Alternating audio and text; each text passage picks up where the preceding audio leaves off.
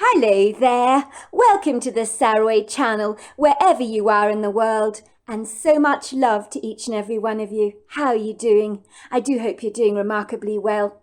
And here we are again at part 2 of our story, and it's very, very exciting. So if you haven't heard part 1, you must go and click on the description, because the whole idea of the story is to hear the whole story, to learn about the characters and everything, because that's what makes a story really rich. And let's continue with part 2 of our story. My father was out of town for a few days on business. This was the quintessential time when Mildred could unleash her wrath on me, as my father would not be eyewitness to her duplicitous brutality. I am quite sure Mildred enjoyed punishing me. I had seen the satisfied, smug smile on her face when she delighted in inflicting discomfort on me of any kind, whether it meant sending me to bed hungry or insisting I scrub the floors so hard that my fingers finally bled. If I had ever shown her how emotionally distressed I was, she'd have been very satisfied indeed. So I always maintained a stiff upper lip and kept my emotions concealed behind a nonchalant face. The winter in Montana can be cruelly long, with heavy snow and windstorms a regular occurrence for us, and they can be brutal at times. The unforgiving, merciless temperatures can range from -2 to 50, and our national record in these parts has been 70 degrees below zero.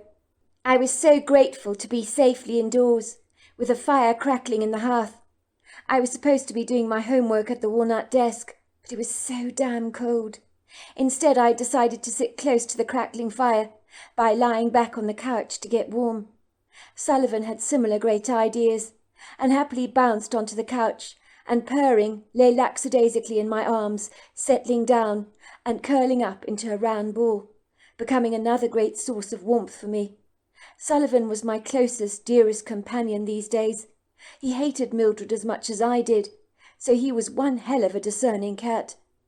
It was so cold out of doors, and had been freezing all day. I knew warming up by the fire would be a welcome relief. Once I warmed up, I told myself I would do my homework later. I knew only too well, if I was slack, Mildred would make sure I went without an evening meal in my belly. I cannot remember how many times she had punished me by denying me food. I was the thinnest boy in my class, as on many occasions I had gone to bed on an empty stomach. Unbeknown to my dad, of course, who couldn't understand why I failed to thrive. By all accounts, he hadn't got the faintest clue what really went on behind his back, for if indeed he had known the bitter, cruel, calculating truth, the rose-coloured spectacles from which he viewed his wife through would surely melt away. I watched the flames crackling away merrily and bouncing around the wood in the hearth, spitting and popping. The sound was pleasantly reassuring to my ears. Before I knew it, my eyes grew heavy, and I drifted off into a deep, pleasing sleep. The next thing I knew was that I was being woken up violently, shaken hard. Mildred had slapped me across the cheeks, and the slap burnt my face. I looked up into her hostile eyes that were burning with rage. I touched my face as my cheeks were hurting from the impromptu slap. "You're a lazy bugger, Kurt! That's what you are! After everything that me and your father have done for you, you have the blatant audacity to fall asleep on the couch. I can't believe the nerve of it. You should be doing your homework, but instead you're lazily lying by the fire like a big fat slug. Now get your act together and off this couch at once. You know you should be studying, and if you don't want to do your homework, you can bloody well get some of the chores in the house done for me." Mildred liked me to do all the dirty work for her, so she could keep her manicured nails unblemished, the polish pristine. "I'm not here to wait on you hand and foot, young man," she said, leaning over me again, possibly to give me another slap over the face. I couldn't be sure. Sullivan bounced up and scratched her on the cheek, so very hard that blood gushed out of her wound. Mildred touched her cheek, and when she examined the blood on her fingers and the grin on my face, she became irate. I was proud that Sullivan had given Mildred a taste of her own medicine, but my smile was about to cost me big time. "You think that's funny, do you, Kurt? "That your horrible cat here scratched me. I'll show you, funny," she told me, grabbing me violently by the collar of my shirt and marching me up to the sliding doors of our wraparound porch. She thrust me out of the doors, virtually pushing me outside, and then she slammed them behind me and locked them shut. I could see the satisfied smirk on her face, and I knew she had no intention of letting me back into the house. She'd leave me to freeze out here. "You can stay out there, Kirk, forever as far as I'm concerned. I hope you enjoy yourself out in the cold." I began knocking on the glass pane frantically. "I'm sorry, Mildred. I'm really sorry. I didn't mean to laugh," I called out. "Please let me in. Please let me in. I'm really sorry, Mildred. It's cold out here. Please don't leave me outside. Please don't. It's freezing here." "I'm not letting you in, you ungrateful little brat. I hope you freeze to death. And we'll see who's laughing then, won't we?" she said, looking at me smugly through her dead eyes. I could see the triumphant smile on her face. I knew, in that poignant moment, that the trouble I was in was deadly. My cell phone was sadly in the house. I couldn't even call anyone for help. What the hell was I going to do? That evil woman had cast me out into the cold, and in these Arctic cruel conditions, I would never survive even a few hours in this treacherous weather, where the wind howled and the cold drilled through to my bones like a jackhammer. My body temperature began to plummet rapidly. I was shaking from the cold like a leaf, and every part of me was becoming colder and colder, like a block of ice. I was wearing a sweater and a pair of chinos, along with a pair of woolly socks, but thank God I kept a pair of walking boots on the wraparound porch, as Mildred refused to allow them houseroom indoors. It was so freezing, and my fingers were numb. I could barely tie up my shoelaces, but at least I had shoes on my feet. I knew that Mildred would never let me into the house again. She was mad at me, and quite honestly, she did not care if I froze to death. On the contrary, if she came outside to find my body a lump of ice, she would delight in her discovery, and probably tell my dad a fictitious story about how I'd wandered off into the snow, got lost, and sadly frozen to death. And the worst part of it all, I was in no doubt he would believe her every word. Me and my father, who were once exceptionally close, had become increasingly distant, ever since Mildred had moved into our lives. Mildred was slowly poisoning my father's mind against me, allowing him to believe that I was an insubordinate brat, by feeding him a bunch of lies that he swallowed up hook, line and sinker. I know Mildred did this on purpose, for I'd eavesdropped on her conversation with my father on a plethora of occasions. She was like a dripping tap, slowly but surely turning my father against me. Over the last couple of years, I had seen such a disappointed look in my father's eyes, as if he really thought I had become an embarrassment to him. "I'm so sorry, Russell. There is no way to say this to you, but your son Kurt is a liability," she would complain. "Oh, my word, that boy's behaviour is becoming quite unruly. I spoke to his teacher the other day, Mrs. Maddox, I think her name was. She was saying your son is bullying some of the boys at school very inappropriately. He's been most unkind to them." "Really?" my father had said. "But Kurt is not like that. He's always been an extremely polite, sensitive boy. A lot like his mother, you know. Maybe you've got your wires crossed somewhere down the line. I don't think my Kurt would ever bully a single soul."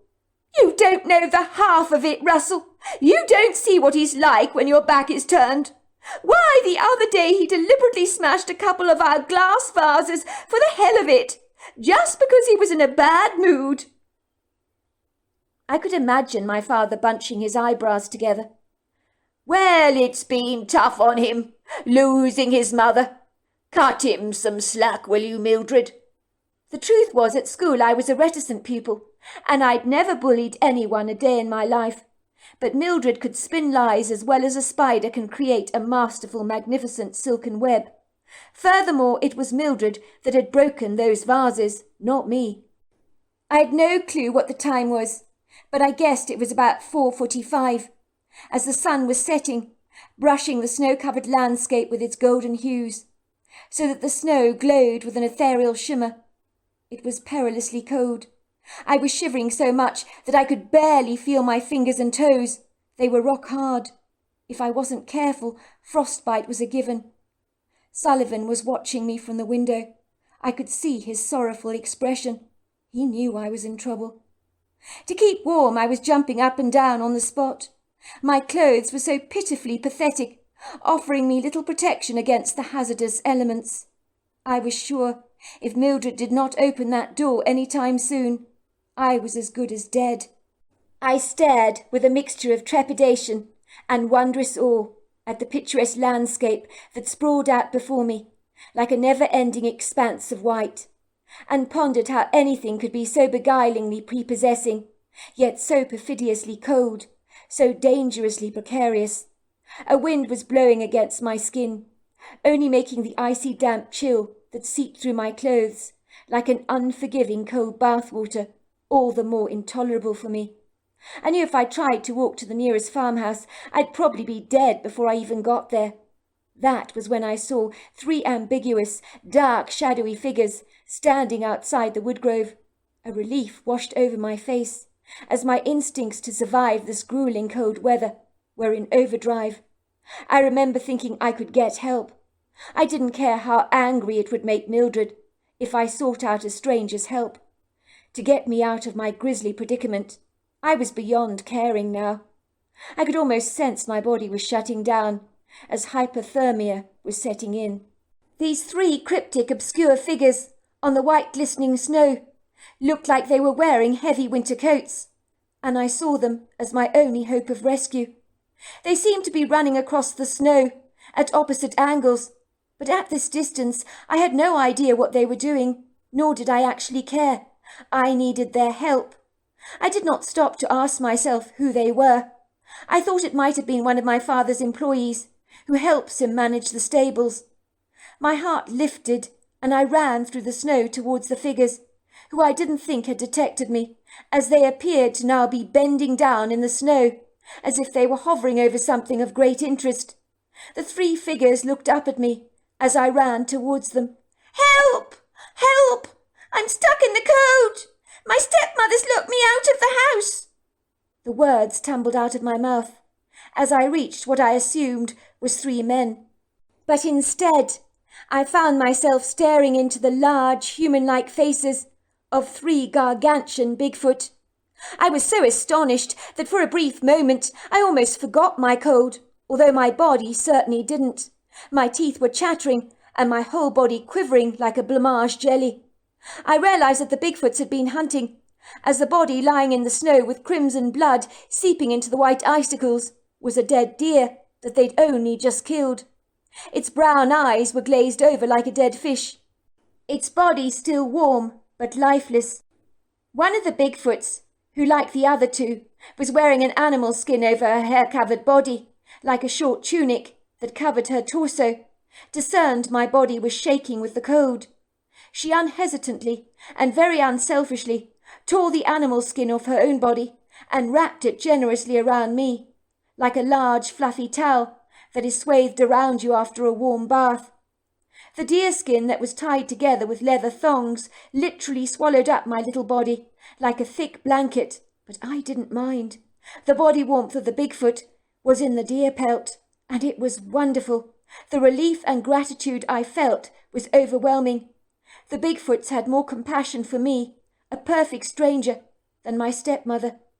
I felt the ice in my bones melt away as my body began to thaw, and I was feeling warm again, but my fingers were like hard bullets. I felt as if I couldn't feel them at all. I was surprised when the female Bigfoot, as if reading my mind, suddenly took my tiny hand into a huge one and was rubbing my fingers so vigorously that they became warm as the blood returned to my hands.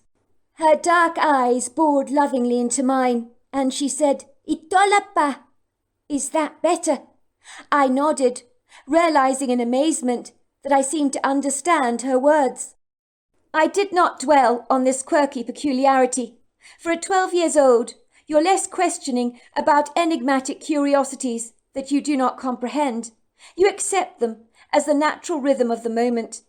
The Bigfoots were talking to each other earnestly in a foreign language. Matilani kadapona pa sila tua hikula mofolana shaka sakiniti. Uputa hilapagi o gilotolo na tuana hasikanilo nobana finakata likwa sila tilakana po ilitaki o koloko nitakola mataki na fata. I didn't understand what they were saying, but I knew they were talking about me. The female turned around to look at me directly. She pointed to my farmhouse and said, Ikabigulo asa duilatov. Home? Should you not be at home? You die out here in the cold. I can't go there. My stepmother has locked me out, I explained, while all 3 Bigfoots stared at me incredulously, as if my words had slapped them hard across the face, and they were trying to make sense of them. The female Bigfoot nodded. I realized she understood my every word.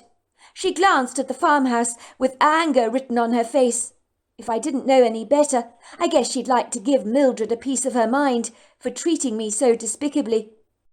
The Bigfoots continued to talk quickly backwards and forwards among themselves, as if deciding what to do about me.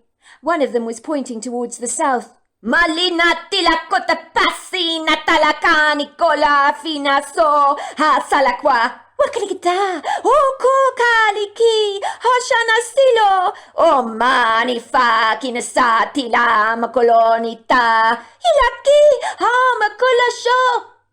I was not afraid of them at all. Perhaps I should have been. As to look at, they were so intimidating. But for me, their humanness made them very relatable, for they possessed a very obvious emotional intelligence, and they knew it wasn't right for me to be out in the cold like this. They were going to do something to help me. I could sense that. They were enormous, built like 3 incredible hawks, covered with long flowing dark hair that was densely thick. But despite their natural protection from the cold, they were still sporting animal pelts. The animal skin I was now covered in had taken away the icy chill like magic.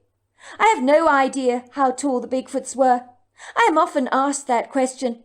I think they were between 7 and 9 foot tall, and their faces were remarkably human.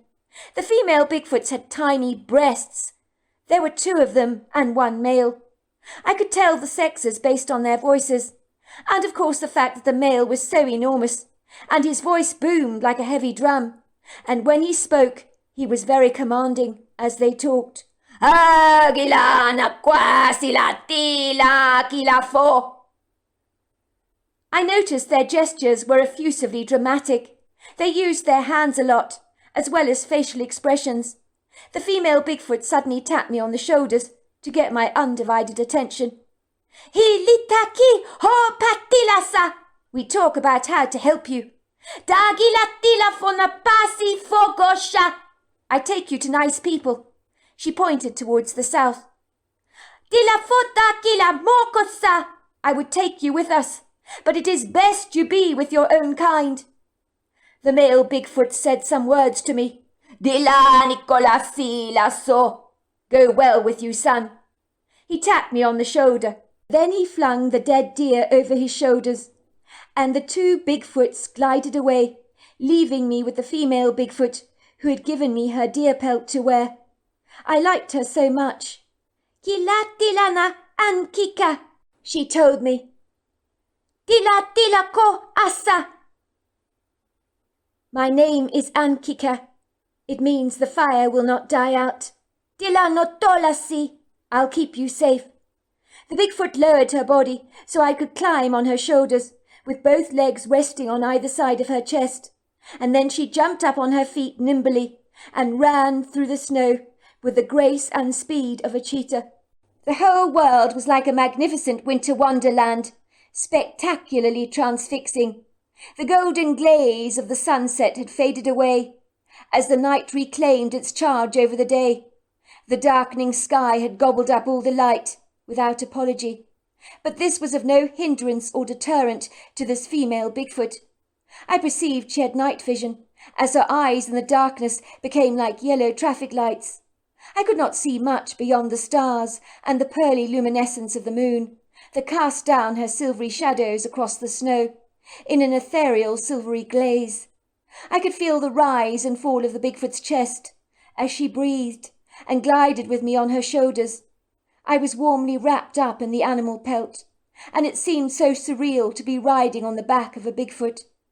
Finally I could see lights in the snow, as we moved towards them, and then I realized it was a farmhouse. That was when the Bigfoot put me down very gently on the ground so that I would not slip. "Kilan kasi, hotto la fita." "Go to the door and knock," she told me. "Tilanatsi katola." "I'll wait to see you get in fine." "Loni sa vugoto." "They are good people," she told me. "Dilani kasi." "I've seen their energy before." "La tilapo." "I know they will help you." "Go sinasi." "Go well." "Thank you so much," I said to the Bigfoot, and gave her a warm hug, and then I ran towards the small farmhouse. I banged on the door, and an old man ushered me into the house. I could see the very bewildered look on his crinkly face, but he gave me an encouraging warm smile, and unhesitantly invited me into his home. "What are you doing out there, young man, in the cold?" he asked me. "You're very young. Should you not be at home with your parents? Are you lost?" I thought better than to tell him about the Bigfoot. I knew how sceptical adults could be. "My stepmother threw me out of the house," I told him.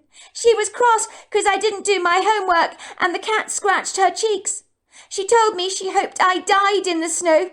I was so cold, so I came here for help." "Mabel," called the man. "Mabel, come here, will you?" I guessed he was calling his wife. "There's a young man here." "How old are you, son?" he asked me. 12, I said. "He's 12, Mabel," said the man, calling out after his wife. Mabel was a cheerfully round and buxom woman that you couldn't help but like immediately. She came bustling out of the kitchen. She was wearing an apron tied around her ample middle, and there was an amazing cheesy smell that filtered throughout the house, that made my stomach growl with hunger. It was such an amazing smell, and I realized how famished I was. I couldn't remember when I'd last eaten. "Did I hear right, young man?" she asked me. "Did you say that your stepmother threw you out of the house in this freezing cold weather?" I nodded. "What is wrong with her?" asked Mabel, looking aghast. "Is she completely out of her mind? What did your father have to say about this?" she asked. "Surely he was not all right about you being thrown out of doors in weather like this. You wouldn't even do that to a dog." "He doesn't know. He's away on business. When he's not looking, my stepmother is horrible to me. My dad thinks she's nice, but she's mean to me all the time. I think she wants me to die of the cold." "She sounds utterly appalling," said the old lady, wrinkling her pert little nose up in disgust and staring at me pitifully through her kind blue eyes. "Where do you live, young man?" "I live at the Stevensons' property. My dad's called Russell Stevenson." "Oh, my word! You're Russell Stevenson's son. What a small world this is. I'm so sorry about what happened to your mother dying in that horse-riding accident a couple of years back. I understand your poor father got married again. Is this the stepmother you're talking about? Is she the one that threw you out of your house?" I nodded. "I didn't like her. Well, I don't like her," I said, tears spilling down my cheeks. "I'm sorry," I blubbered. "I was scared out there. Really scared. I thought I would die. It was so cold I couldn't even feel my fingers. I thought I was going to die." Mabel looked angry. Her turkey-like jowls jiggled with indignation. She growled under her breath. "Some people don't deserve to breathe the same air as we do. That stepmother of yours wants locking up and the key throwing away. Who in their right mind treats a child like this? It's outrageous," she said, shaking her head furiously. "Outrageous!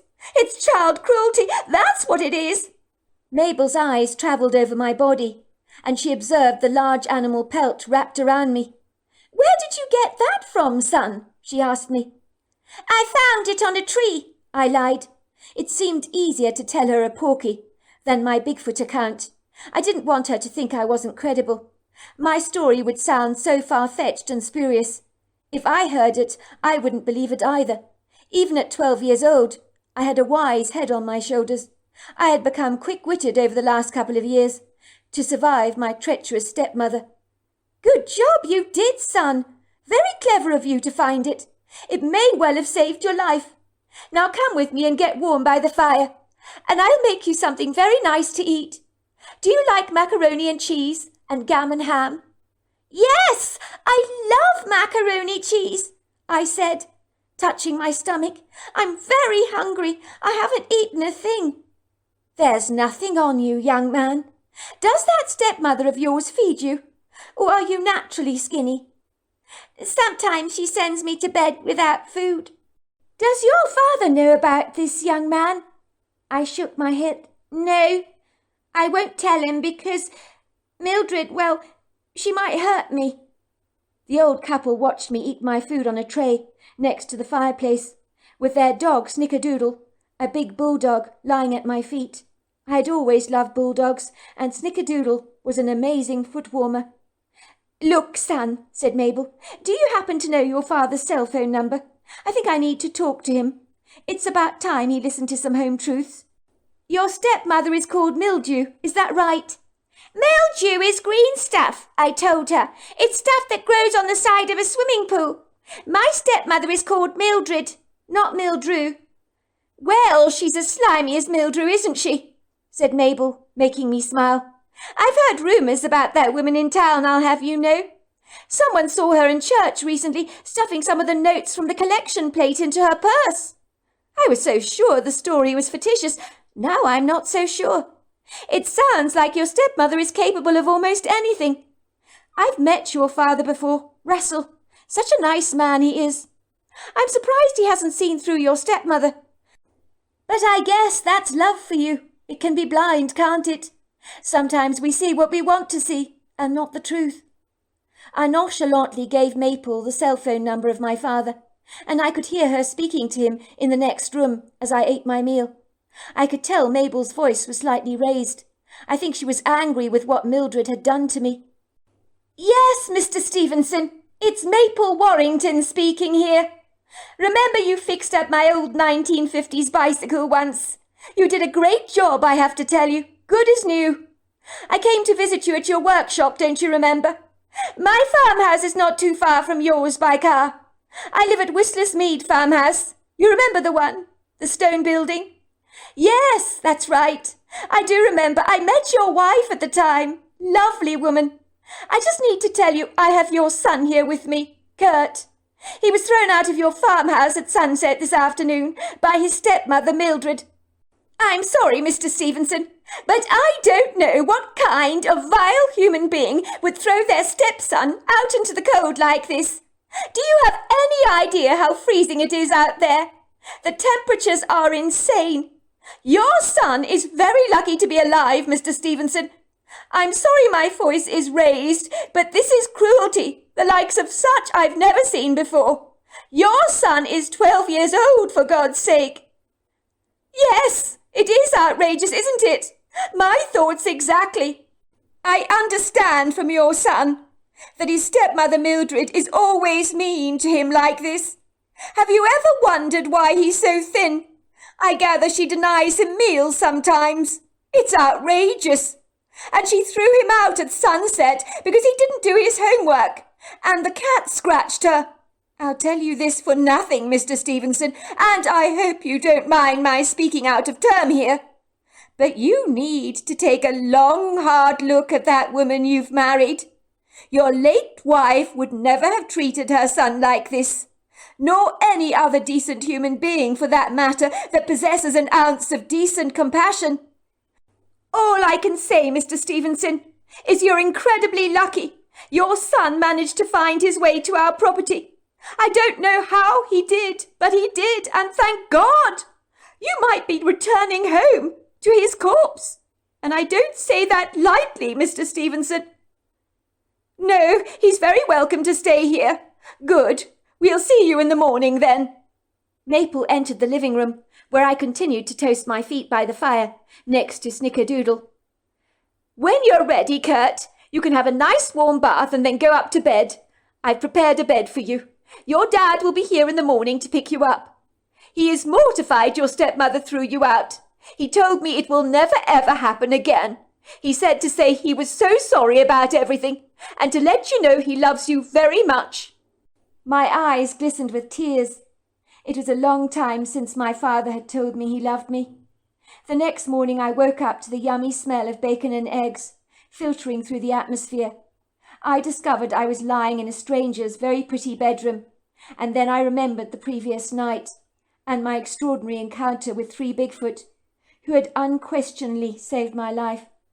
I knew in my heart I would always feel indebted to them, and when I thought of the female Bigfoot, a smile burst out onto my face. I knew I could never forget her kindness. The bed was so much more comfortable than my bed at home, as Mildred had replaced my bed with the old bed in the garage with broken springs and a hard mattress that my parents had intended to throw away a long time ago. I could hear a loud snoring, and discovered that Snickerdoodle was lying by my bed, with her pink tongue sticking out, which made me smile. She opened her eyes and followed my gaze as I climbed out of bed. I was wearing Mabel's grandchild's pyjamas, which she kept for her grandson when he came to stay with her from time to time. It turned out he was the same age and size as I was, which was a stroke of luck. I trotted down the stairs with Snickerdoodle behind me, guided towards the smell of bacon. Mabel was bustling around her range oven and gave me a big beam when I entered the kitchen. "Did you have a good night's sleep, Kurt? I hope you did." "Yes, thanks." "Would you like some bacon and eggs? They've just been cooked. I thought you might be hungry." "I would like that very much, Mrs." "It's Mabel. Call me Mabel," said the old woman. "Even my grandchildren call me Mabel. I told them that the word granny makes me feel very old." "But you are old," I said. "That's exactly why I don't need to be reminded of the fact," she said to me, laughing. "You're not much different to my grandkids, Kurt. They're always telling me I'm ancient." "Well, you are old, but you're very nice. I wish my stepmother was like you." "Thank you, Kurt," said Mabel. "That's very sweet of you to say." "Ah, I think your father is here," she said. "I can hear a car in the driveway." When Mabel opened the front door for my father, he asked, "Where is he?" The next thing I knew is he rushed into the kitchen and threw his arms around me. There were tears in his eyes. I'd never seen my father cry before. "Oh, my God, Sport, I'm an idiot, a complete idiot. I'm so glad you're all right. I heard what Mildred did. I don't know what to say, son. It's outrageous what she did to you." Me and my father hugged for a long time. I thought he'd never let go of me. He was so grateful that I was alive. Mabel and her husband watched us, and I could see they were tearing up. Mabel said to my father, "You need to get rid of Mildred." My father nodded. "Don't you worry, Mabel," he growled. "She's gone." When me and my father arrived at the house, my father, holding my hand, marched into the house with fury written on his face. I'd never seen him so angry before. "Oh, there you are, darling," said Mildred, rushing towards my dad. But she stopped dead in her tracks when she saw my father was holding my hand in his. "What do you mean, Mildred, by throwing my son out into the cold last night? He could have died. What kind of a monster are you?" "Oh, honestly, Russell, listen to yourself. You know that Kurt is a liar. I did no such thing. Do you think I'd throw a 12-year-old boy out into the snow? You know I'm not like that, Russell." "Get out, Mildred. Get out of my house now. And I don't care where you go, but I never want to lay eyes on you again. You'll be hearing from my lawyer any day now." "But Russell, your son is lying to you. Don't you see he's making all these stories up about me to drive a wedge between the two of us? He's never liked me, you know, made that quite clear. He wants to break us both up. That's why he's spinning these dreadful yarns. He's treacherous, Kurt, he really is. You don't see what he's really like. You must believe me. Out of my house, Mildred, now, or I'll call the police and you will be arrested for child cruelty. You're a sick woman, and God only knows what I ever saw in you. Mildred scurried out of our house like a frightened rabbit, and we never ever saw her again. And that was the best moment of my life. I'm sorry, son, my father said to me, wrapping his arms around me. I've been a dreadful fool, but from now on things are going to be different. I shall never get married again, and you have my word for it. No one can replace your late mother. I see that now. My father lived up to his promise, and we became incredibly close. Today he remains my very best friend. But I know that if those Bigfoots had not rescued me, I would certainly not be here today. So I am forever indebted to them for their kindness, even though I have never seen sight or sound of them since. But they are forever in my heart. So there you are. That's my story. Wow, what an incredible story. Until next time, goodbye and good night.